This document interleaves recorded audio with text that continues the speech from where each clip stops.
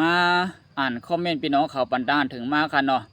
ตีนคาราลองระอ้างเขาปืนเผาที่เป็นลูกบองซึ่งในค่ะเนาะมีพี่น้องเขาเตรียมมาว่าลองในเต้ลาดเอากล้วยกล้วยมีลองสังเหมือนลูกอ่อนเล่นกิ๊กก๊อกก๊อกกิ๊กนี่ครับว่ามอกก๊กนั่นขนาดไหนมอกิ๊กก๊อกนี่ครับกล้วยขาเพียนลิ้นตาได้เจ้าของเต้ยังไรผู้เปิงมันไข่ลัดก่อปันมันลัดเลอย่ารวมไข่โขฮ่าไข่วันนี้ครับกันเนาะตีเห็นพี่น้องเขาเตรียมมาเนี่ยเมื่อนางว่าเขาไข่อู้เปิงก็ปันเขาอู้เปิงเขาไข่ประกาศลัดซึ่งก็ปันเขาลัดเสนี่ครับเนาะในเมืองไต้เอาขนาดอันว่าจะเป็นหลวงมองซึ่งนั่นไข่วันในข้ากะหรือเจ้าของแผ่นดินเมืองใดเจ้าของแผ่นดินใต้เด้ย่ำไรอู้เปิงนะคะเนาะย่ำไรฮัดออกมาประกาศว่าเขาได้เป็นหลวงปองซึ่งอันในนานั่นขนาดเนาะไต้เอาขาย่ำฮัดลัดอันว่านั้นขนาดไหนยกก็พี่น้องเขาแต่มาคอมเมนต์ตั้งนำตั้งหลายขนาดมีอยู่17ขนาดก็ค่าคำไรเอามาคืนเลี้ยงเสียเรียนรัดปันกูโก้ค่ะเป็นทหารถึงพี่น้องเขาเส้นก็เข้มอยู่ค่ะไหนย้อนบนไหนเลยโปขามาลัดโปขามาลัดลองตั้งซื้อหน่อยไหนมันเหมือนนางว่าเพิ่มมีน้ำกัดมันเฮ็ดนั่นขนาดเนาะเพิ่มมีน้ำกัดก็เปิดด้วยปืนนั่นขนาดไหนน้ำกัดตั้งเขียนในขนาดเนาะลองตั้งน้ำกัดตั้งเขียนบาเพิ่มบาซุ่มเลยเฮียงเลยเขากัดเฮียงเลยเขาแก่เฮียงเลยเขาเขียนนี่กวนเอาขันในแก่เขียนย้อนปือแหงค่ะเฮียงอีส่วนนั่นหลวมีเฮียงอีส่วนภายหลังเฮียงอีส่วนการเงินเฮียงอีส่วนหมักมือจืนยามกองกลางตาโดชูกูร้องหลวมีเฮียงเจ้านี่ค่ะเนาะย้อนปืนนี่แหละป้อมมีเฮียงกึ่งค่ำเนียนหนาเผาก่อมฮัดมาลัดประกาศลัดออกว่าเดฟินลงบองซึ่งนั่นค่ะเนาะได้ว่าปีน้องลอยเขาเนี่ยก็ซื้อง่ายๆค่ะได้ว่าเขาก็มีอินเฮียงอันเดพร้อมอีส่วนเด็ดๆขนาดเนาะตีไข่เหมือนนั้นเนาะกุ้ยกะเฮียงเล็ดได้เขาในเป็นลงปองซึ่งมันได้ละเหลือเป็นเจ้าของแผ่นดินนะเนี่ยเฮาดีเป็นค่ะมีกวนปั่นเฮียงเฮาเด็ดๆค่ะน่ะเปิ้นไข่ปั่นเฮียงซุ่มอันเรียกเปียดเคลื่อนใหญ่พวกเปิ้นปั่นเฮียงอันเรียกเปียดอันใหญ่นั่นตีอันเปิ้นใครเป็นนั่นเปิ้นดีเฮ็ดไรง่ายๆเฮียงอะไรเฮ็ดไรง่ายๆหลายไหนเจ้าคือในเมืองใดในเขาโกซุ่มภาษาลิกไลเขาโกซุ่มภาษากามรัดเขาเจอค่ะเขาในอยู่โฮมไผก็แล้วอะย้อนปือว่าเฮียงอะไรอยู่โฮมไผก็ไรเนี่ยเขาเจอจื้อกึ่งเมืองใต้ค่ะนะเมืองลอยมาไปยามมีมาขนาดเมืองว่าก็ไปยามมีมาขนาดเนาะอันกึกมาซื้อเสียงในกำผานั่นก็ไม่อันใบมีมานั่นพวกเบิ้นใครคิดหามันเปลี่ยนมามีมาเนี่ยอยู่ดีกวนปันแห้งแทงค่ะกวนปันแห้งนั่นเป็นเผาเปลี่ยนเจ้าเงินเสือเจ้าเงินเยอะเจ้าเงินซ่านว่านั่นขนาดเนาะยื่งอ่านดัดดีเปลี่ยนไม้หนึ่งในกำผากำเดียวขนาดเมืองขี่เนี่ยยื่งอ่านเป็นไม้หนึ่งมือเดียวคนไม้สองกันน่ะสมว่าเป็นไม้สองยื่งอ่านดัดดีเป็นไม้หนึ่งนั่นเขาวางแผนไว้ลงหน้ามาคือหนาเย้าค่ะตาดีที่เธอไต้เย้าค่ะจุ่มหายตาดีที่เธอไต้เย้าหนังกันพิษกันก็เปิ้นวางแผนมาค่ะพี่น้องเขาเปิ้นวางแผนมากูไล่กูไปเลยเขาขาดถุงหญ้าลองตั้งอันเปิ้นวางแผนมาอยู่ดาสีค่ะเจ้าไหนพวกเขาหนังกันพันดีกันเขาหนังกันซ้ำอ่อนกันกะสารคัดปีน้องร้อยมาเปลี่ยนหลวงปองซึ่งในก็ปีน้องร้อยก็ตีขึ้นหยิบไต้แทงมังไต้แทงพวกมังแทงไหน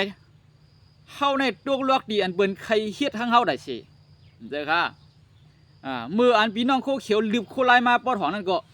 ตุกลอกเตียนเปิ้นวางเพียนหัดไต้เอาขาหนังกันมวยกันก็ตุกลอกมาเจ้าค่ะเมื่อเลี้ยวไต้เอาขาย่างไปปิ่นน้ำหนึ่งแต่เลี้ยวเจ้าในก็เฮาขาตึกตุกลอกเปิ้นอยู่เจ้าค่ะพี่น้องเขา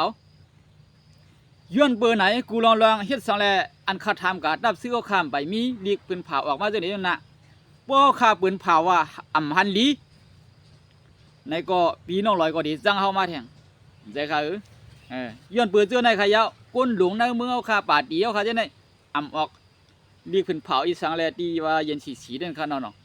อันนี้ได้เป็นรองล่ามขัดในกลางเสือผายพี่น้องเหตุการณ์วันการเมืองเขาทั้งเสียงกันเนาะ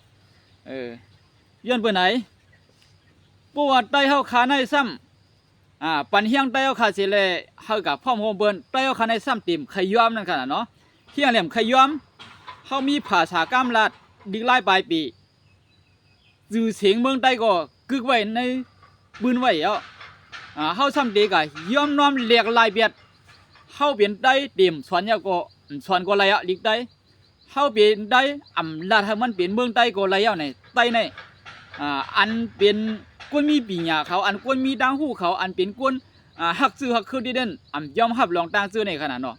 ป้อมยอมรับรองตั้งซื้อในก็เดเป็นดีอันสารคัดปืนหมดสิสารคัดเมืองเขนั่นขนาดเนาะกำในแห่งแหล่เมืองเขในซ้ำใครเอาเจ้าคืออันมีวันมีเมืองสิเดมาอุปึงพองงามวันเมืองหล่ะเนี่ยคาตีมาลัดนี้เปลืองเด็กดูอย่างเมืองหนังเขในเป็นให้เป็นหน้าเขาขาในเมืองใดเป็นให้เป็นส่วนเขาค่ะเจียมเข้ากับเจียมไม่เหมาะสมไม่กูซื้อกูร้องในก็เอาในเมืองใดเข้าเมืองเขกะเฮ็ดกูซื้อกูร้องเยี่ยวก็หมอกคำในเมืองใดเจียมหมอกคำดาบวมหมอกคำคนเมียนหมอกคำอีกกูลงร้องในเอาเข้าเมืองเขสัมปมวยค่ะ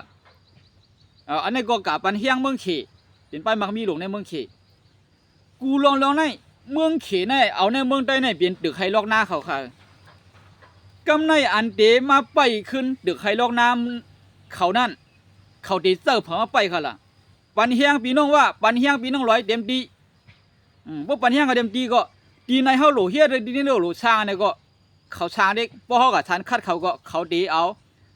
อินเฮียงหมักมือจุนยามนั่นตาเขาหรอก